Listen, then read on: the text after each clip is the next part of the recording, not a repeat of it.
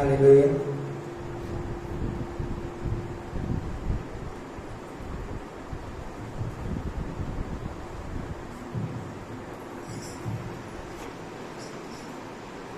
நம்முடைய ஆண்டவரும் இரட்சகருமாகிய இயேசு கிறிஸ்துவின் நல்ல நாமத்தினாலே உங்களை நான் வாழ்த்துகிறேன். प्रभु की मसीह उद्धारकर्ता के नाम पर मैं आपका अभिवादन देता हूँ. இந்த இடத்திலே கர்த்தருடைய ஊழியத்தை செய்கிற அருமையான ஊழியக்காரர் சஞ்சய் அவர்களை என் உள்ளத்திலே மதிக்கிறேன். मैं आपका पास्टर संजय जी को मेरा मन में आदर करता हूँ. தேவன் அவர்களுக்கு கொடுத்த நல்ல வரங்கள், தேவன் அவர்களுக்கு கொடுத்த நல்ல விசேஷித்த கிருபை, இவைகளுக்காக நினைத்து நான் தேவனை துதிக்கிறேன். जो कृपा अनुग्रह वरदान परमेश्वर पास्टर जी का जीवन में दिया, इसके लिए मैं प्रभु के लिए आभारी रहता हूँ. ஆண்டவருடைய மகத்துவமான நாமத்தினால இந்த பகுதியில கர்த்தருடைய ஊழியத்தை வல்லமையாய் செய்யும்படி அருமையான ரெவரண்ட் பாபுராஜ் அவர்கள் இந்த நாட்களில் நம்மோடு கூட இருக்கிறதை குறித்து நான் மிகுந்த சந்தோஷம் அடைகிறேன். पास्टर बाबराज के लिए भी मैं प्रभु का धन्यवाद कहता हूँ. प्रभु ने उन्हें इतना अच्छी तरीके से विभाग इस्तेमाल करता है. தேவன் அவர்கள் கொடுத்த நல்ல விசேஷித்த வரங்களுக்காகவும் நான் கர்த்தரை துதிக்கிறேன். जो अनुग्रह परमेश्वर दिया, उसके लिए मैं प्रभु के लिए आभारी हूँ. அதே போல இந்த இடத்துல ஆராதனை பகுதியில் இருந்து ஊழியம் செய்த அருமையான பாஸ்டர் சாமுவேல் அவர்களை நான் இயேசுவின் நாமத்தில் வாழ்த்துகிறேன். கர்த்தருடைய ஆசீர்வதிப்பாராக. अच्छा से आराधना में अगुवाई किया. पास्टर सैमुअल तो परमेश्वर आने वाले दिनों में और ज्यादा इस्तेमाल करें. ஆண்டவருடைய உண்மையான சமூகத்தில் உட்கார்ந்திருக்கிற உங்களை நான் இயேசு கிறிஸ்துவின் நாமத்தினால நான் செபித்து மறுபடியும் உங்களை வாழ்த்துகிறேன். यीशु मसीह का उपस्थिति में जो भी लोग बैठे हुए हैं, आप लोगों पर मैं आशीष का घोषणा कर मैं प्रभु की नाम को महिमा देगा. हालेलुया. हालेलुया. கர்த்தருடைய நாமம் மகிமைப்படுவதாக. ஆண்டவருடைய விசேஷித்த இந்த சமூகத்திலே, அவருடைய பாதத்திலே, அவருடைய கூடாரத்திலே, அவருடைய ஆலயத்திலே, அவருடைய மகிமையான வாசஸ்தலத்திலே வந்திருக்கிற உங்களை கர்த்தர் இன்றைக்கு ஆசீர்வதிக்க போகிறார். हम लोग कहाँ आए हुए हैं? प्रभु का महिमा के स्थान में आए हुए, प्रभु का मंदिर में आए हुए, प्रभु का उपस्थिति जहाँ है हम वहाँ आए हुए हैं. यहाँ प्रभु का सिंहासन हमारा बीच में उतर आ चुका है. वो परमेश्वर आप लोगों का आशीष दे. ஆண்டவர் இன்றைக்கு உங்களுக்கு ஒரு விசேஷமான ஆசீர்வாதத்தை வைத்திருக்கிறார். आज एक खास आशीष को परमेश्वर आप सबके लिए रखा है. தேவன் அதை உங்களுக்கு தர போகிறார். जरूर परमेश्वर उसका आप लोगों से देगा. அவரை வசனத்தை நம்பி வந்தால் நிச்சயம் அதை செய்வார். उनका वचन पर विश्वास के साथ हम आए तो जरूर ऐसा ही करेगा. அவருடைய வார்த்தை வல்லமை உள்ளது. क्योंकि उनका वचन में सामर्थ्य है. அவருடைய வார்த்தை ஆவியாய் இருக்கிறது. उसका शब्द में आत्मा है. அவருடைய வார்த்தை மிகவும் பலனுள்ளதாய் இருக்கிறது. उसका आत्मा फलवंत है. அந்த வார்த்தையினால இன்னைக்கு ஒரு அபிஷேகம் இன்னைக்கு உங்களுக்கு வானத்திலிருந்து இறங்கி வர போகிறது. उसी कारण से आज एक स्वर्गीय आशीष आप लोगों का जीवन में उतर आएगा. இப்பொழுதே அது இறங்கி வருகிறது. अभी भी वो आशीष आपके सर पर उतर आ जाता है. இப்பொழுது அந்த வல்லமையை நீங்கள் பெற்றுக் கொள்ளுங்கள். अभी से भी तो आप उस सामर्थ को प्राप्त कीजिए. கர்த்தருடைய நாமத்தினால் அந்த வல்லமை இப்பொழுது உங்களை ஆட்கொள்ளும். वही सामर्थ आत्मा आप पर प्रबल करेगा. இயேசுவுடைய வல்லமை அவருடைய வஸ்திரத்திலே கூட இருந்தது. यीशु का सामर्थ उनका वस्त्र की आंचल पर भी था. அந்த வல்லமையை தொட்ட உடனே வியாதி குணமாகிறது. वो सामर्थ को वो बेटी ने छुआ, तुरंत चंगाई प्राप्त की. அந்த வல்லமையினாலே கர்த்தர் இன்றைக்கு நிரப்ப போகிறார். वो सामर्थ से परमेश्वर आनंद करेगा. ஆண்டவருடைய நாமம் மகிமைப்படுவதாக. प्रभु का नाम को महिमा मिले. ஆபிரகாம் என்கிற ஒரு மனுஷனை குறித்து நாம் படித்திருக்கிறோம். अब्राहम के बारे में हमने पढ़े हैं. ஆண்டவர் அவனை வசனம் சொல்கிறது 24ஆம் அதிகாரம் 35ஆம் வசனத்தை மாத்திரம் நீங்கள் வாசிக்கும்படி நான் 24 24वां अध्याय का 35वां वचन। 24ஆம் அதிகாரம் 35ஆம் வசனத்தை 24 का 35 कोई भी एक दूसरे स्वर से சீக்கிரமாய் வாசிங்கள்.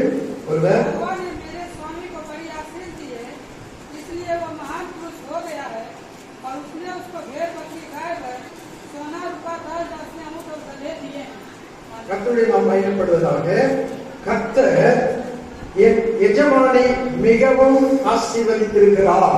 परमेश्वर अब्राहम को बहुतायत से आशीष दिया किया है। அவர் சீமானாய் இருக்கிறார். वो तो बहुत अमीर है। கர்த்தர் அவருக்கு ஆடு மாடுகளையும் भेड़ बकरियों வெள்ளியையும் सोना चांदी பொன்னையும் चांदी सोना வேலைக்காரரையும் बहुत दासियों வேலைக்காரிகளையும் दासियों को भी ஒட்டகங்களையும் ऊंट கழுதைகளையும் கொடுத்திருக்கிறார். सब कुछ परमेश्वर दे दिया था। ஒரு மனுஷனுக்கு இவ்வளவு ஆசீர்வாதங்களை ஆண்டவர் தருகிறார்.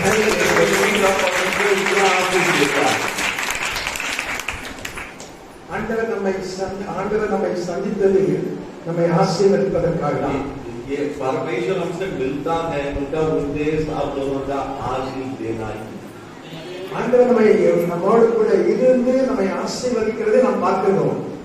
हम तो इसका हम आंखों से देख सकते हैं कैसा परमेश्वर हमारा जीवन में आशीष देता है। ஆபிரகாம் ஒருவனாய் அவன் வந்தான். अब्राहम एक व्यक्ति होकर आया, கர்த்தர் அவனை அழைத்தார். परमेश्वर ने बुलाया, கர்த்தர் அவனை ஆசீர்வதித்தார். परमेश्वर ने आशीष दिया, மூன்றாவது அவனை பெருக பண்ணினார் என்று வேதம் சொல்கிறது. परमेश्वर ने गिनती में बढ़ाया। ऐसा ही बाइबल में पढ़ते हैं। ஆண்டவர் ஒரு மனுஷனை அழைத்து அப்படியே விட்டுகிறதில்ல, அவனை ஆசீர்வதிக்கிறார். இரண்டாவது அவனை பெருக பண்ணுகிறார். परमेश्वर ऐसा ही एक व्यक्ति को बुलाकर छोड़ता नहीं, पहले परमेश्वर उन्हें आशीष देता है, दूसरा उन्हें बढ़ाता है। கர்த்தர் எங்களை அழைத்தார், परमेश्वर हमें बुलाया है, எங்களை ஆசீர்வதித்திருக்கிறார், हमें आशीष दिया है, எங்களை பெருக பண்ணியிருக்கிறார். हमें बढ़ने के लिए मदद किया है। அதற்கு நாங்கள் சாட்சிகளாய் उसके இருக்கிறோம். लिए प्रभु के लिए गवाह बनकर यहाँ खड़े। அதனால்தான் அவருடைய அன்பை சொல்லுகிறோம். इसी कारण उनका प्रेम को हम बांटते हैं। அதனால்தான் அவர் எப்படிப்பட்டவர் என்பதை சொல்லுகிறோம். वो कैसा व्यक्ति है उसके बारे में बताते हैं। அவர் ஒன்றும் இல்லாததிலிருந்து ஒன்றை உருவாக்குகிறவர் என்று சொல்லுகிறோம். परमेश्वर के बारे में ऐसा ही हम घोषणा करते हैं, वो शून्य से बनाता है। அவரை நம்புகிறவனை கர்த்தர் செழிக்க பண்ணுவார் என்று வேதம் சொல்கிறது. प्रभु का वचन ऐसा ही बताता है, जो भी उन पर भरोसा रखता है वो तो फलवंत हो जाएगा। ஆண்டவர் உங்களையும் அப்படியே ஆண்டவர் அழைத்திருக்கிறார், உங்களை ஆசீர்வதிக்கிறார், உங்களை பெருக பண்ண போகிறார். वैसा ही परमेश्वर आपका बुलाया है, आपका आशीष दिया है, आप बढ़ेंगे भी। கர்த்தருடைய வார்த்தையை நீங்கள் நம்பி வந்திருக்கிறதுனாலே கர்த்தர் உங்களை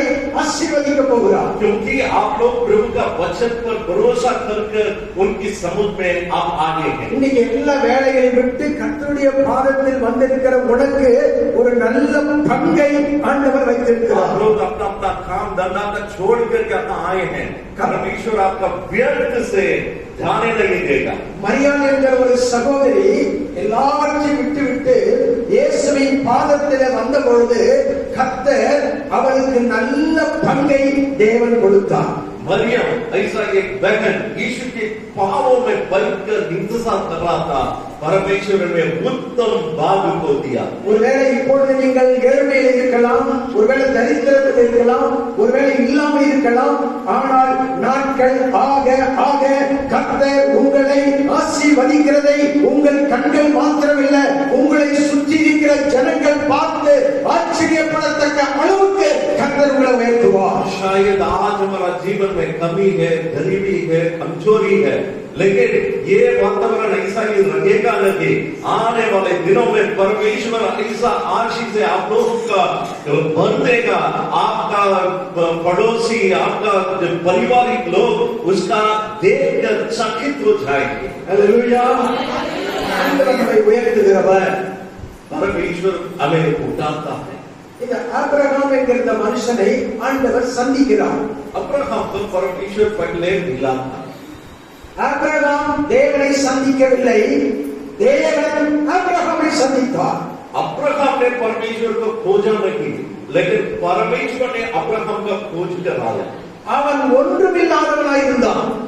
अब्राहम के पास ज्यादा नहीं था, அவன் ஒரு பரதேசியாய் இருந்தான். वो तो उनका और कुछ खास धन संपत्ति नहीं था, அவன் ஒரு கூடாரவாசியாய் இருந்தான். वो तो तंबू में रहने वाला था, அவனுக்கு எந்த நிலம் வளங்கள் ஒன்றுமில்லை, ज्यादा धन संपत्ति नहीं रहा। ஆனால் கர்த்தர் அவனை ஒரு நாள் சந்தித்தார். लेकिन परमेश्वर उन्हें एक दिन उनसे मुलाकात की, ஆண்டவர் அவனை பார்த்து ஒரு காரியத்தை சொன்னார். एक बात को उनसे बताया, ஆபிரகாமே, अब्राहम நான் காண்பிக்கும் தேசத்துக்கு புறப்பட்டு போ. तू जो देश पर मैं तुझे दिखाऊंगा वहां चला जा, நான் உன்னை ஆசீர்வதிப்பேன், मैं तुझे आशीष दूंगा, பேரை பெருமைப்படுத்துவேன், मैं तेरा नाम को ऊंचा करूंगा, உன்னை நான் பெருக பண்ணுவேன். मैं तुझे बढ़ाऊंगा। ஆண்டவருடைய வார்த்தை அவனுக்கு வந்தது. ये परमेश्वर का वचन उनका मन में आया, ஒன்றுமில்லாதிருந்த அவனுக்குள்ள இந்த வார்த்தை உள்ளே போனது. ये वचन उनका हृदय की गहराई में पहुंचा, ஒரு நம்பிக்கை அவனுக்கு வந்தது. एक विश्वास उनका जीवन में ஒரு आया, பெரிய அவனுக்கு ஒரு பலம் வந்தது. एक अच्छा सामर्थ्य उनका जीवन में आया। ஆண்டவருடைய வார்த்தை ஒரு மனுஷனை சந்திக்கும் பொழுது உயிருள்ள வார்த்தையா இருக்கிறதுனால அவனை அது பலப்படுத்த ஆரம்பிக்கும். जो भी व्यक्ति को प्रभु का वचन मिलता है, वो वचन में जीवन है, इस कारण से वो व्यक्ति का जीवन में वो वचन काम करता है। ஆண்டவர் அவனை பார்த்து சொன்னார், நான் காண்பிக்கும் தேசத்துக்கு போ.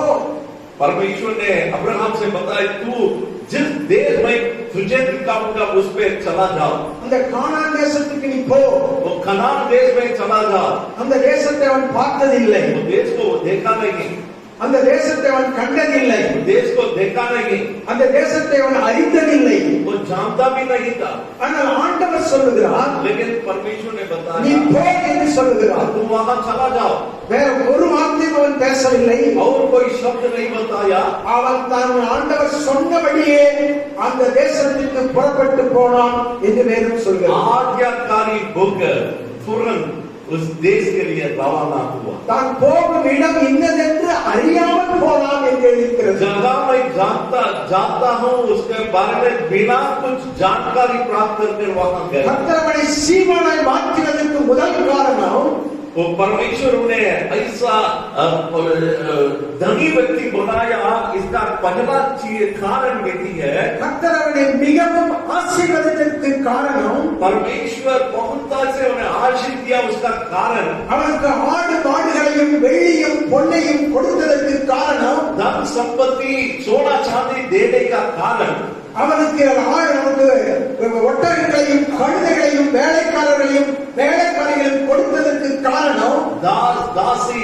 और सारे आशीषों को देने का कारण, முதல் காரணம் தேவனுக்கு கீழ்ப்படிந்து அவன் புறப்பட்டு போனான். पहला कारण ये परमेश्वर का वचन को आज्ञाकारी होकर तुरंत उसका लागू किया। நீயும் ஆண்டவருடைய வார்த்தைக்கு கீழ்ப்படிந்து வருவாயானால் நிச்சயம் கர்த்தர் உன்னையும் சீமாட்டியாய் ஆண்டவர் மாற்றுவார். यदि हम भी प्रभु का वचन को सुनकर आज्ञाकारी रहकर उसका पालन करेंगे तो परमेश्वर हमारा जीवन में भी आशीष से भर देगा।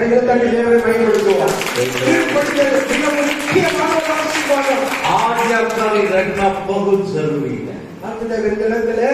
உங்களுடைய போதகர் உங்களுக்கு போதிக்கிறார், ஒவ்வொரு ஞாயிற்றுக்கிழமையும் காலையில வந்து ஆண்டவரை பணிந்து கொள்ளுங்கள் என்று உங்களுக்கு அவர் சொல்லுகிறார். आपका पास्टर जी आपके लिए शिक्षा देता है, प्रभु की समझ में अधिकवार आ जाइए, सही समझ पर आ जाइए। உங்களுக்கு எந்த வேலை இருந்தாலும் அதை விட்டுவிட்டு அன்றைக்கு நீங்கள் ஞாயிற்றுக்கிழமை காலையில கர்த்தருடைய பாதத்தை தேட வாருங்கள். கர்த்தர் ஒரு வாரத்தில 7 நாளுக்குண்டான ஆசீர்வாதத்தையும் ஒரே நாள் ஆண்டவர் உங்களுக்கு அதை தருவார். वो दिन को अलग कर अपना काम सबको अलग कर उस दिन में प्रभु का समुख में आ जाइए, उस पूरा हफ्ता के लिए परमेश्वर आशीष देगा। நீங்கள் கீழ்ப்படிந்து தேவனுடைய ஆலயத்துக்கு வரும்பொழுதுதான் கர்த்தர் முதலாவது உங்களை ஆசீர்வதிக்க விரும்புகிறார். वो शिक्षा को जब हम स्वीकार कर हम प्रभु का समुख में आते हैं, परमेश्वर हमारा जीवन में आशीष को उड़ेलना शुरू करता है। இந்த வார்த்தையை அவன் கேட்ட, ஆண்டவருடைய வார்த்தையை அவன் கேட்ட உடனே ये वचन को सुनने के तुरंत, இந்த மகிமையான அற்புதமான வார்த்தை அவன் கேட்ட உடனே ये वचन को सुनने के तुरंत அவன் செய்த காரியம் என்னவென்றால் वो क्या किया? பலிபீடத்தை கட்டி கர்த்தரை தொழுது கொண்டான்.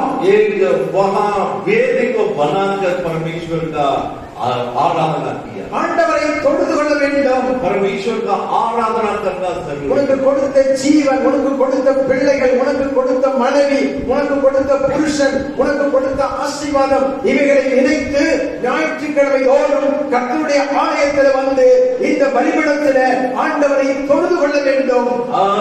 आशीष जो अब तक परमेश्वर हमें दिया है, हमारा परिवार में पति पत्नी बच्चों धन संपत्ति घर मकान काम, जो भी आशीष परमेश्वर ने दिया है उसका स्मरण करकर प्रभु की सन्निधि में आकर आराधना करना जरूरी है.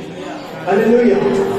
எபிரேயர் 11ஆம் அதிகாரம் इब्रानियों का किताब 11वां 8ஆம் வசனத்தை வாசியுங்கள். 8वां वचन को लेकर हम पढ़ेंगे. எபிரேயர் 11ஆம் அதிகாரம் 8ஆம் வசனம். 11 का 8 इब्रानियों. எபிரேயர் 11ஆம் அதிகாரம் 8ஆம் வசனம்.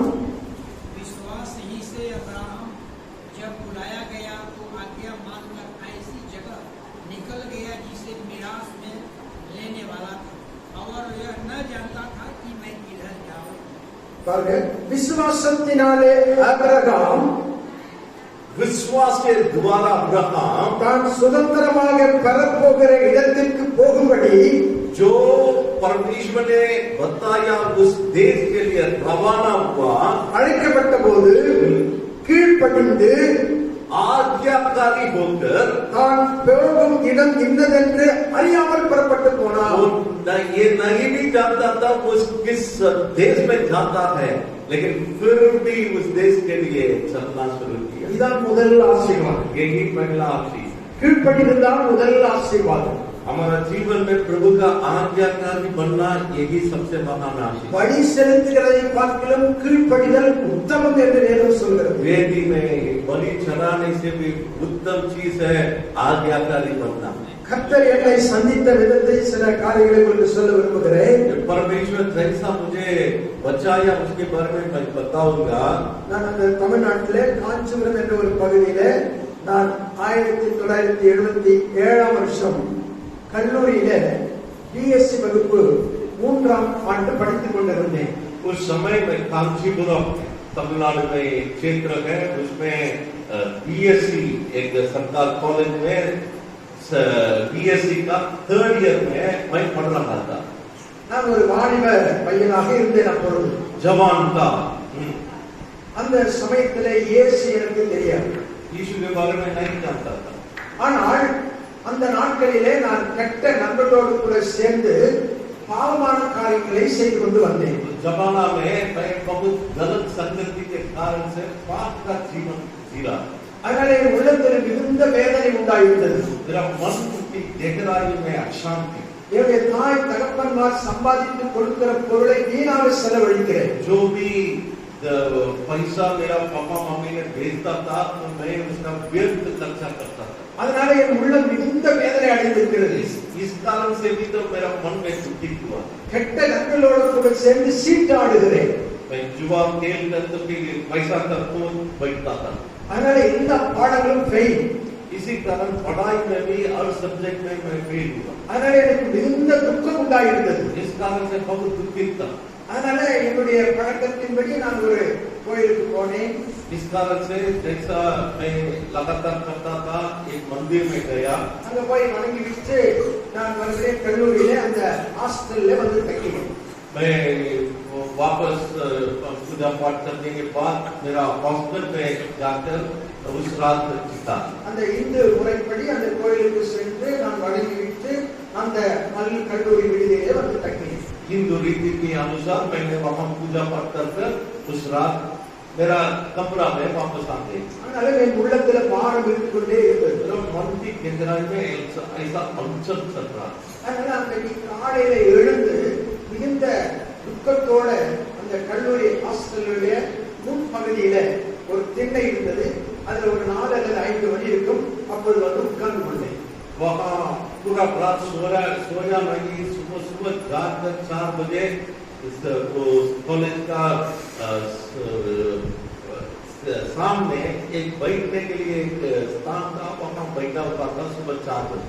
அப்பொழுது அதிகாலையிலே இயேசுவை பற்றி ஒரு 4 பேர் அந்த வழியிலே சொல்லிக் கொண்டு போகிறார்கள். उस समय सुबह 4 बजे 4 जन यीशु के बारे में प्रचार करते हुए चलते रहे। அதுல ஒருவர் என் பக்கத்திலே வந்து நின்றான். एक व्यक्ति मेरे पास आया, தம்பி உனக்கு இயேசு தெரியுமா என்று கேட்டான்.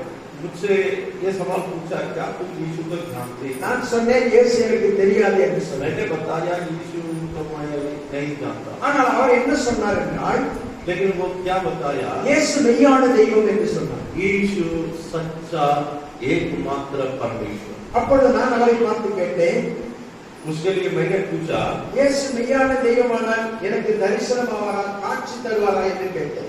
क्या वो सच्चा खुदा है तो क्या मुझसे वो मिलेगा? ஆனால் அவர் அதற்கு பதில் சொல்லவில்லை. लेकिन उसके लिए वो उत्तर नहीं दिया। இரண்டாவது ஒரு காரியத்தை என்னை பார்த்து கேட்டான். दूसरा एक सवाल वो व्यक्ति हमसे पूछा, இயேசு உன் பாவங்களை எல்லாம் சிலுவையிலே அவர் ரத்தம் சிந்தி மன்னித்து விடுவார் என்று சொல்லுகிறார்.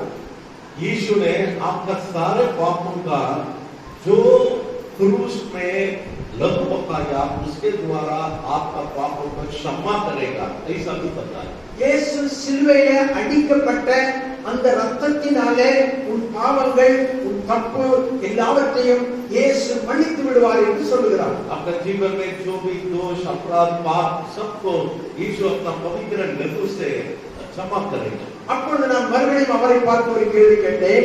मैंने उनसे दूसरा एक सवाल पूछा, நான் செய்த பாவத்துக்கும் இயேசுவினுடைய ரத்தத்துக்கும் என்ன தொடர்பு, என்ன சம்பந்தம் என்று கேட்டேன். मेरा पापों जो मैंने किया और यीशु का लहू जो आप बता रहे हैं, दोनों का क्या संबंध है? அப்பொழுது அதற்கும் அவர் பதில் சொல்லவில்லை. उसके लिए भी वो उत्तर नहीं दिया। ஆனால் அதற்கு பதில் ஒரு காரியத்தை அவர் செய்தார். लेकिन ये काम को वो किया, தன் கையில ஒரு பெரிய பைபிள் வைத்திருந்தார். उनके हाथ पर एक बाइबल था। அந்த பைபிளை என்னிடத்தில் அவர் கொடுத்தார். मेरे हाथ पर वो बाइबल को दिया। தம்பி நீ கேட்ட எல்லா கேள்விக்கும் இந்த பைபிளில ஆன்சர் இருக்கிறது என்று சொன்னார். वो बताया जो भी सवाल आप अभी पूछे हैं सारे सवालों के लिए उत्तर बाइबल है। அது எனக்கு இனமா கிடைத்ததுனால அதை மிகவும் சந்தோஷமாய் பெற்றுக்கொண்டேன். वो मुफ्त में मुझे दिया, इस कारण से मैंने आनंद से उसका स्वीकार किया। நமக்கு எது இலவசமா கொடுத்தாலும் முதல்ல வாங்கிக் கொள்வோம், அதான் நம்ம பழக்கம். जो भी हमें मुफ्त में मिलता है तुरंत हम स्वीकार करते हैं। அதனால எனக்கு இந்த பைபிள் தான் இலவசமாய் கிடைத்தது. मुझे वो बाइबल मुझे मुफ्त में मिला। இன்னைக்கு अनेक பேர் இங்க பைபிள் இல்லாம வந்திருக்கிறீங்க. काफी लोगों के हाथ पर हम बाइबल को नहीं देखते। நான் அதை பார்த்தேன். मैंने उसका भी देखा। தயவு செய்து அந்த பைபிள் இல்லாதவங்க ஒரு நிமிஷம் எழுந்து நிற்கும்படி நான் அன்பா கேட்கிறேன். यदि आपके पास பைபிள் இல்லாதவங்க ஒரு நிமிஷம் எழுந்து यदि நிற்க. तो बाइबल आपके हाथ पर नहीं तो உங்களுக்காக ஒரு காரியத்தை செய்ய போகிறேன். தயவு செய்து சீக்கிரமா எழுந்து நில்லுங்க. तो कि आप लोग खड़े हो जाए। சீக்கிரம் அச்சப்படாம எழுந்து நில்லுங்க.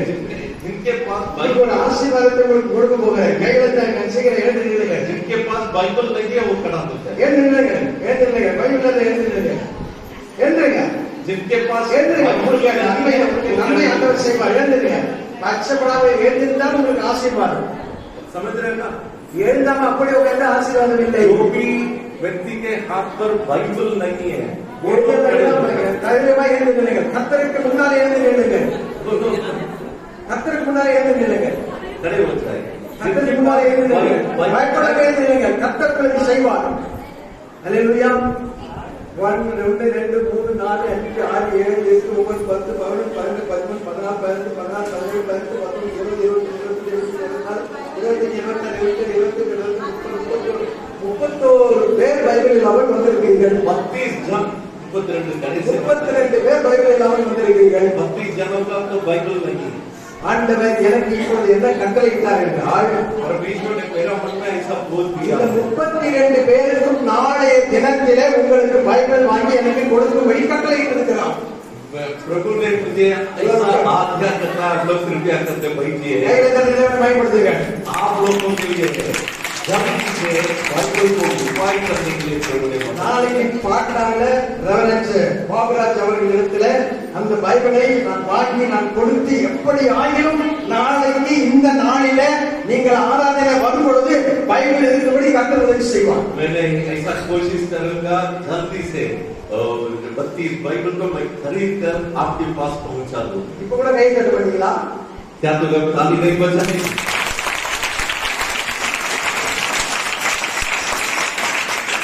அதற்காகத்தான் கர்த்தர் என்னை 2500 வயலுக்கு அல்லா நிறுத்திங்க ஆண்டவருக்கு ஒரு ஆயத்தம் கொண்டு வந்திருக்கிறார். इसी कारण मैंने प्रभु ने आज्ञा का प्राप्त करके इतना दूर से सफर करके लाया. அவருடைய வசனத்தை நேசிக்கிறவர்களுக்கு மிகுந்த சமாதானம் உண்டு. उनका वचन पर जो भी लोग प्रेम करते हैं बहुत आनंद है. அவருடைய வசனத்தை சுமக்கிறவர்களுக்கு ஆசீர்வாதம் உண்டு. बहुत आनंद है जो भी लोग उनका वचन की अनुसार चलते हैं. அவருடைய வசனத்தை பிரித்து பார்க்கிறவர்களுக்கு ஆசீர்வாதம் உண்டு. उनका वचन को खोलकर पढ़ने वालों का आशीष है. அவருடைய வசனத்தை படிக்கிறவர்களுக்கு ஆசீர்வாதம் உண்டு. पढ़ने वालों का आशीष है.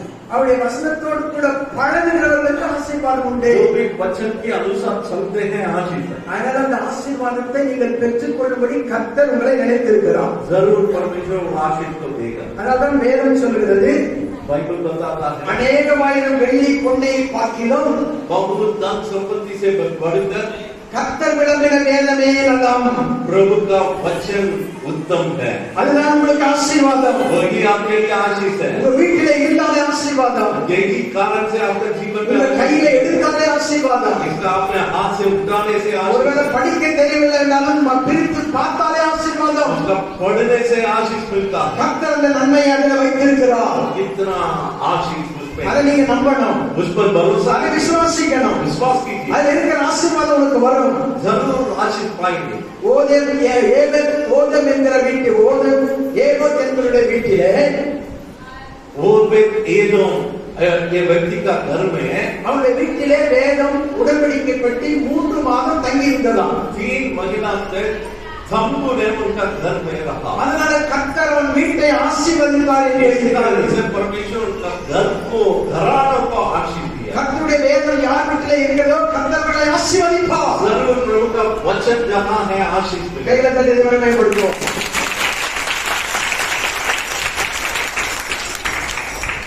ஆபிரகாம் அவன் போகுமிடம் இன்னதென்று அறியாமல் தேவன் சொன்னதை கீழ்ப்படிந்து அப்படியே புறப்பட்டு போனான்.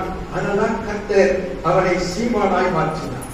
परमेश्वर का आज्ञा को प्राप्त कर अब्राहम उनका जीवन में जना हो जाता है, उसका भी जानते ना होने के कारण से भी वो चला. इस कारण से परमेश्वर ने आशीष दिया. இரண்டாவது காரியம், அவன் விட்டு கொடுத்தான். दूसरी बात, वो कुछ बातों को छोड़ने के लिए मन लगा. இரண்டாவது காரணம், அவன் ஆசீர்வதிக்கப்பட்டதற்கு அவன் விட்டு கொடுத்தான் என்று எழுதியிருக்கிறது. दूसरी कारण उनका जीवन में आशीष प्राप्त किया, कुछ बातों को छोड़ने के लिए भी वो तैयार हुआ. ஆதியாகமம் 13ஆம் அதிகாரம் उत्पत्ति 13वां अध्याय 9ஆம் வசனத்துல வாசிக்கிறோம். 9वां वचन में ऐसा ही हम पढ़ते हैं. அங்கே எழுதப்பட்டிருக்கிறது, இந்த தேசம் எல்லாம் உனக்கு முன்பாக இருக்கிறது அல்லவா.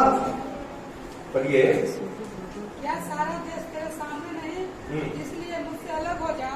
यदि तू बाईं ओर जाए तो मैं दाहिनी ओर जाऊंगा, और यदि तू दाहिनी ओर जाए तो मैं बाईं ओर जाऊंगा. இந்த தேசம் எல்லாம் உனக்கு முன்பாக இருக்கிறது அல்லவா. நீ என்னை விட்டு பிரிந்து போகலாம். நீ இடதுபுறம் போனால் நான் வலதுபுறம் போகிறேன், நீ வலதுபுறம் போனால் நான் இடதுபுறம் போகிறேன் என்றான். वो ऐसा ही बोला तो वचन हमने पढ़े. அதில் இரண்டாவது காரியம் என்னவென்றால், इसमें क्या बात है, அவனும் அவனுடைய சகோதரன் லோத்தும் 2 பேரும் ஒன்றாக குடியிருந்தார்கள். वो अपना भतीजा लूत के साथ एक साथ जी रहे थे. 2 பேருக்கும் ஆடு மாடுகளும் ஆஸ்திகளும் பெருகிவிட்டது. दोनों का धन संपत्ति बढ़ने लगा. ஆனால் ஆபிரகாமுடைய வேலைக்காரர்களுக்கும் லோத்தினுடைய வேலைக்காரர்களுக்கும் வாக்குவாதம் உண்டானது. लेकिन अब्राहम का दास दासियों और लूत का दासों का आपस में थोड़ा सा झगड़ा होने लगा. அதுக்கு ஆபிரகாம் என்ன சொன்னான் தெரியுமா? उसके लिए अब्राहम ने क्या बोला, உங்களுடைய வேலைக்காரருக்கும் என்னுடைய வேலைக்காரருக்கும் சண்டை வேண்டாம்.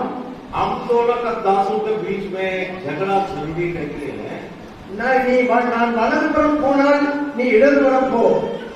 यदि तू बायां जाएंगे तो मैं दायां जाऊंगा. நான் இடதுபுறம் போனால் நீ வலதுபுறம் போ. यदि तू बायां जाएंगे तो हम दायां நாம் जाएंगे. ஒருவருக்கொருவர் சகோதரர் हम आपस में तो मित्र हैं. என்று சொல்லி ஆபிரகாம் அப்படி அவன் தனியே போய்விட்டான். லோத்தும் தனியாய் போய்விட்டான், விட்டு கொடுத்து விட்டான். लूत के लिए वो चुनने का अधिकार को छोड़ दी. லோத்து பார்த்தான்